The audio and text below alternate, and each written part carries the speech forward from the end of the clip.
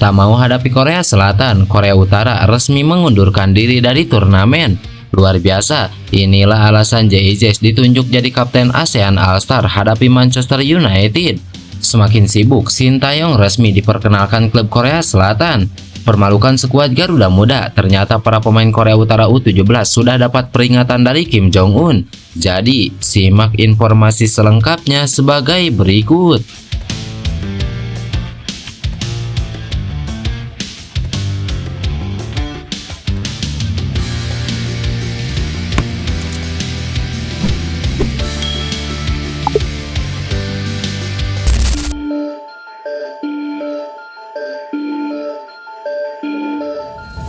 Mantan pelatih timnas Indonesia Shin Tae-yong resmi bergabung dengan klub asal Korea Selatan, Songnam FC.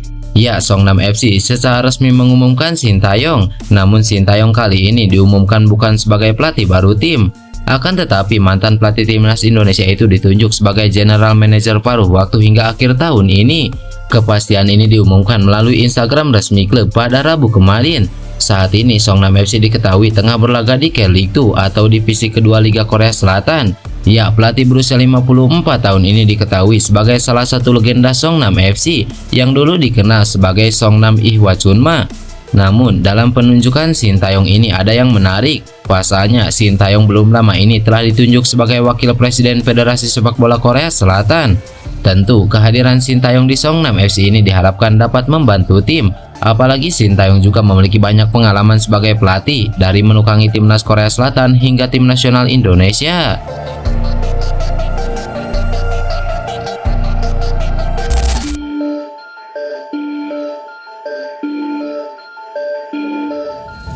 Fenomena pemain keturunan Indonesia di klub Eropa kembali mencuri perhatian publik sepak bola nasional. Setelah sebelumnya Moro Djilstra, kini muncul nama Luka Blondo, seorang bek tengah muda yang juga membela FC Volendam dan memiliki darah Indonesia. Sosok jangkung berusia 19 tahun ini mulai menarik perhatian karena performanya yang solid di lapangan dan keterbukaannya untuk memperkuat timnas Indonesia. Luka Blondo saat ini menjadi bagian dari skuad U21 FC Volendam dan telah mendapatkan kesempatan tampil di tim utama. Penampilannya yang konsisten turut membantu Volendam meraih promosi ke Eredivisie, kasta tertinggi sepak bola Belanda. Perjalanan karirnya yang impresif membuat banyak pihak mulai melirik potensi besar yang dimiliki oleh pemain berdarah campuran ini. Dengan tinggi badan yang mencapai 194 cm itu, Luka memiliki keunggulan fisik yang sangat menonjol di lini belakang.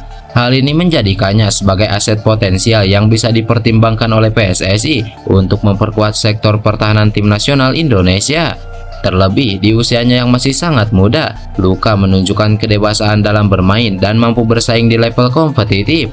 Ketertarikan Luka untuk mengenakan seragam merah putih bukan sekedar rumor. Ia mengungkapkan kesiapannya jika suatu saat nanti PSSI menghubunginya untuk membahas kemungkinan membela Indonesia. Rasa ketertarikan terhadap Indonesia tidak datang secara tiba-tiba, sebab Luka memiliki garis keturunan dari pihak ayah, di mana sang kakek diketahui lahir di Jakarta. Jika PSSI menghubungiku, aku akan sangat terbuka untuk itu dan aku akan mempertimbangkannya, ungkap Luka Blondo kepada Football Indonesia.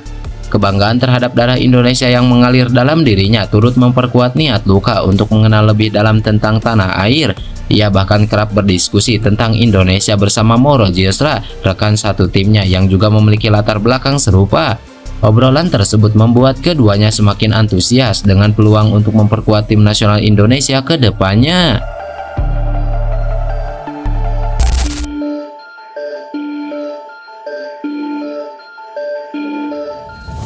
Pemain timnas Indonesia, JIJS, mendapatkan kehormatan besar dengan ditunjuk sebagai kapten tim ASEAN All-Star dalam laga akbar melawan Manchester United.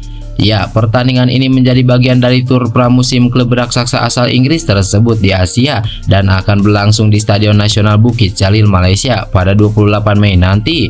Pertemuan ini akan menjadi momen bersejarah karena merupakan kunjungan pertama Manchester United ke Malaysia sejak 2009.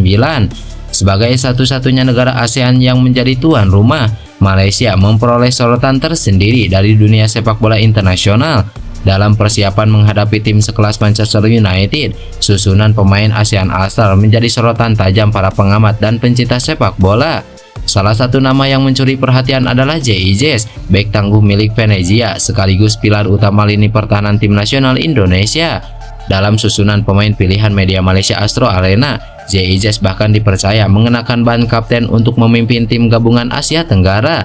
Pemilihan JIJS sebagai kapten ASEAN All-Star tidak terlepas dari kualitasnya yang terbukti di level klub maupun tim nasional. Selain tampil konsisten bersama Venezia di Serie A Italia, JIJS juga menunjukkan kepemimpinannya yang solid bersama skuad Garuda.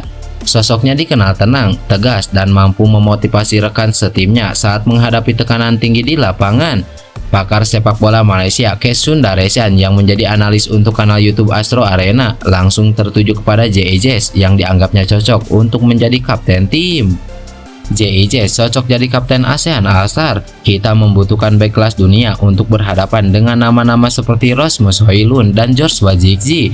Jadi JIJS adalah salah satu bek tengah dan kapten tim ASEAN All-Star pilihan kami, ungkap Kes Sundaresan.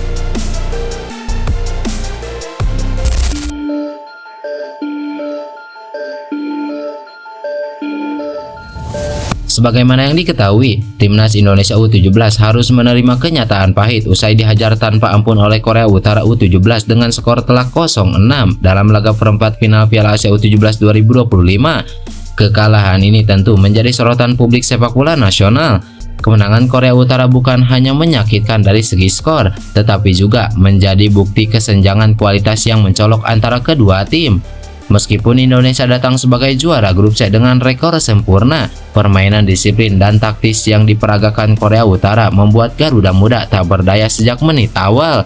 Kekalahan ini menjadi kekalahan terbesar timnas Indonesia U17 dalam ajang resmi sejak di bawah komando pelatih Nova Arianto. Namun, kekalahan dari Korea Utara terasa jauh lebih menyakitkan karena datang dari fase gugur turnamen resmi dan setelah rangkaian performa apik di babak grup. Sebelum perempat final, Garuda Muda sukses menumbangkan Korea Selatan 1-0, melibas Yaman 4-1, dan mengalahkan Afghanistan 2-0.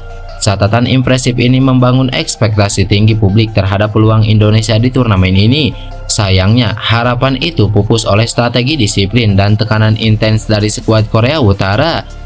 Di media sosial, sejumlah reaksi bermunculan menanggapi hasil buruk ini. Salah satu akun bahkan menyebut bahwa para pemain Korea Utara seolah bermain seperti mempertaruhkan nyawa karena sudah dapat ancaman dari Kim Jong-un, kemudian menggambarkan betapa serius dan gigihnya mereka di atas lapangan.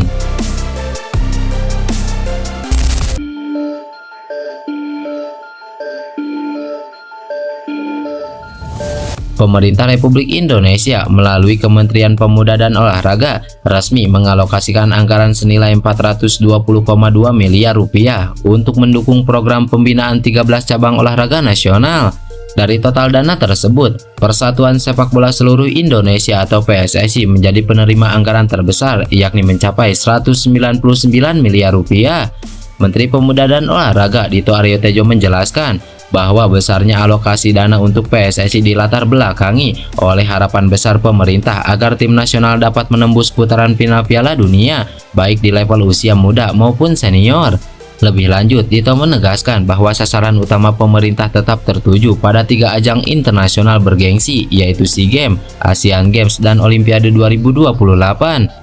Menanggapi dukungan anggaran tersebut, Ketua Umum PSSI Erick Thohir menyampaikan apresiasi setinggi-tingginya kepada Presiden Prabowo Subianto dan Dito Aryo Tejo. Erick menilai dukungan pemerintah sangat berarti bagi kemajuan sepak bola nasional.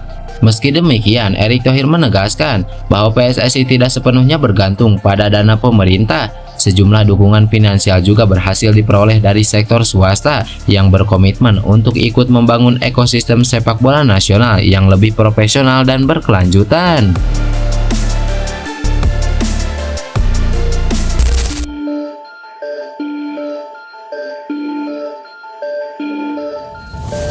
Setelah sebelumnya ramai soal pemain Korea U17 yang diduga memalsukan umur, kini muncul lagi berita yang tak kalah menarik.